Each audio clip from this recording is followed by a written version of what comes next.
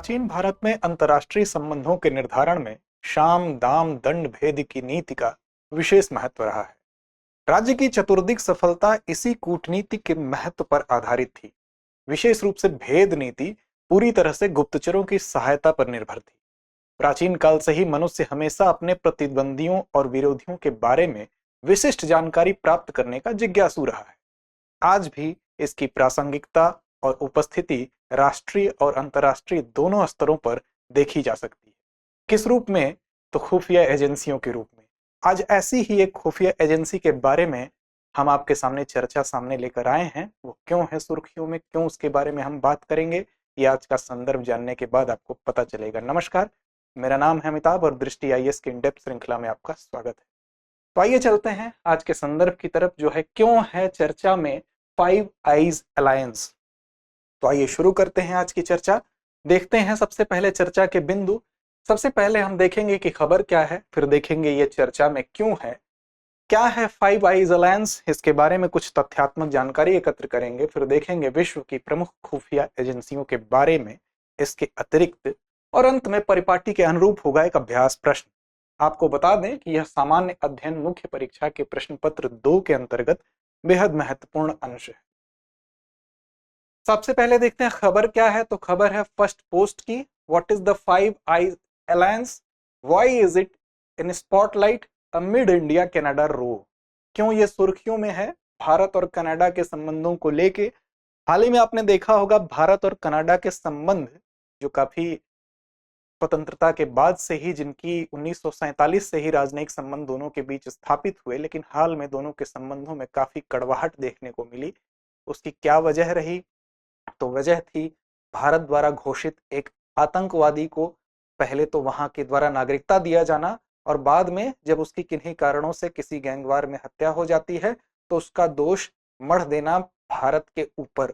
वो भी वहां के प्रधानमंत्री, कैनेडियन प्राइम मिनिस्टर ने पार्लियामेंट में खुले तौर पर भारत का नाम लेके ये आरोप लगाया, जिससे दोनों देशों के संबंध अपने सबसे खराब स्थिति में आप पहुंच चुके हैं। इस दौरान इस शब्द को फिर से चर्चा में लाने का क्या कारण था, तो देखते हैं। हाल ही में एक रिपोर्ट आई जिसमें कहा गया कि कनाडाई नागरिक निज्जर, हरदीप सिंह निज्जर की कथित हत्या के बाद नई दिल्ली में G20 से पहले एक फाइव आइज के वरिष्ठ अधिकारियों ने पर्दे के पीछे मीटिंग की। फाइव आइज जिसकी चर्चा हम आज कर रहे हैं। साथ ही जैसे जैसे इस हत्या का विवाद बढ़ता है, वैसे वैसे ये चर्चा है कि इस ग्रुप में अर्थात फाइव आइज अलायंस में भी विभाजन पैदा हो चुका है। इस बीच इसकी भी खूब चर्चा हुई। तो क्या है फाइव आइज अलायंस, इसको हम देखते हैं। लेकिन इससे पहले आपको बता दें, ध्यातव्य हो कि खालिस्तान टाइगर फोर्स KTF का प्रमुख था निज्जर। इसको आतंकवादी भारत ने घोषित कर दिया था और इस 45 वर्षीय आतंकी के ऊपर 10 लाख का इनाम भी घोषित था।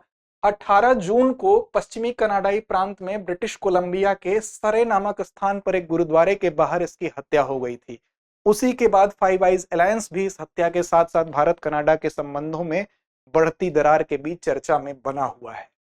आइए देखते हैं फाइव आइज अलायंस क्या है। तो समझते हैं। इसके पहले आपको ये मानचित्र दिखाते हैं। मानचित्र में आप देख सकते हैं कि ये कनाडा है, यूनाइटेड स्टेट।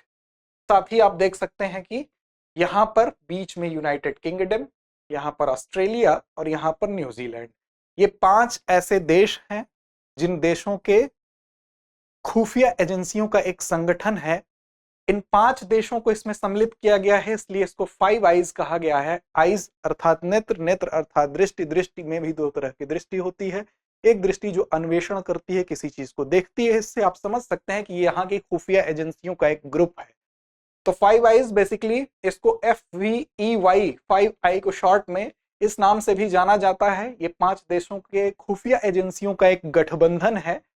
और इसमें कौन कौन सम्मिलित है? तो संयुक्त राज्य America, United kingdom, Australia, New Zealand और कनाडा। तो फाइव आइज बेसिकली खुफिया एजेंसियों का एक अलायंस है, समूह है, जिसमें ये देश सम्मिलित हैं। अब देखते हैं कि फाइव आइज देशों की खुफिया एजेंसियां क्या करती हैं। तो बेसिकली हर देश का अपना कानून होता है, अपना संविधान होता है, लेकिन जब इन देशों के बीच में इस प्रकार के अलायंस या समझौता होता है, समूह बनता है, तो वो इन कानूनों से आगे जाकर एक दूसरे की सहायता करते हैं अंतरराष्ट्रीय किसी प्रकार के क्राइम को रोकने के लिए एक दूसरे के प्रति सहयोगात्मक रवैया अपनाते हैं, आतंकवाद की रोकथाम के लिए या अन्य ऐसे इंटरनेशनल सिक्योरिटी के दृष्टिकोण से, तो ये आपस में औपचारिक या अनौपचारिक समझौतों के तहत सक्रिय रूप से एक दूसरे का सहयोग करते हैं, जबकि इन देशों में अलग अलग कानून होते हैं। ये देश human intelligence, signal intelligence, security intelligence, geospatial intelligence और डिफेंस इंटेलिजेंस की जानकारी एक दूसरे के साथ साझा करते हैं। सिग्नल इंटेलिजेंस में जैसे रडार होता है, इंटरनेट होता है, मोबाइल नेटवर्क और हथियार प्रणालियों से प्राप्त जानकारी को एक दूसरे के साथ साझा किया जाता है, ताकि इस दिशा में इन सभी क्षेत्रों में किसी भी प्रकार का क्राइम हो तो ये अलायंस के माध्यम से वो एक दूसरे के देशों की मदद करते हुए इनकी रोकथाम कर सके। इसके अगर इतिहास की बात करें, थोड़ा पहले चलते हैं, तो इसका बीजारोपण हम कह सकते हैं 1941 में, जब अटलांटिक चार्टर का आना हुआ वैश्विक पटल पर, उसी समय इसका भी बीजारोपण हुआ। आपको मालूम है कि ब्रिटेन और अमेरिका, इन दोनों के बीच ब्रिटिश प्राइम मिनिस्टर चर्चिल थे और अमेरिका के रूजवेल्ट थे। इनके बीच वैश्विक शांति को लेकर एक समझौता होता है, एक चार्टर होता है, जिसके तहत 1941 में अटलांटिक चार्टर आता है और इसी के परिणाम स्वरूप इसी समय ऐसा माना जाता है कि इसका बीजारोपण होता है इस अलायंस का भी। 1943 में अमेरिका और ब्रिटेन फिर से एक दूसरे के संपर्क में आते हैं और एक समूह या संगठन बनाते हैं जिसमें BRUSA अर्थात ब्रिटेन और यूएसए, ये दोनों गुप्त संधि करते हैं, गुप्त संधि पर हस्ताक्षर करते हैं। और इसके साथ ही हम कह सकते हैं कि यूके और यूएसए के बीच में ये जो समझौता होता है, इसको यूके यूएसए समझौते के रूप में भी जाना जाता है। फिर संयुक्त राज्य अमेरिका और सोवियत रूस के बीच जब शीत युद्ध बढ़ने लगता है, आपको पता है कि मार्च 1947 के बाद से शीत युद्ध की स्थिति औपचारिक रूप से पनपने लगती है, तो साथ साथ इसमें जो अमेरिका और ब्रिटेन सम्मिलित थे, इसके साथ साथ 1948 में कनाडा और 1956 में ऑस्ट्रेलिया और न्यूजीलैंड भी इस समूह में सम्मिलित हो जाते हैं। इस प्रकार इसमें 5 देश हो गए और 5 आइज का कॉन्सेप्ट यहाँ पर आता है। बीच में नॉर्वे, डेनमार्क, पश्चिमी जर्मनी को अस्थायी रूप से गठबंधन में अवश्य जोड़ा गया, लेकिन 1955 में ये इस समूह को इसमें इनको अस्थायी रूप से भी ये हटा दिए गए और वर्तमान स्वरूप जो इसका है वही फिर से बना रह गया। इस प्रकार हम देख सकते हैं कि ये इसकी संरचना है, इसका इतिहास है।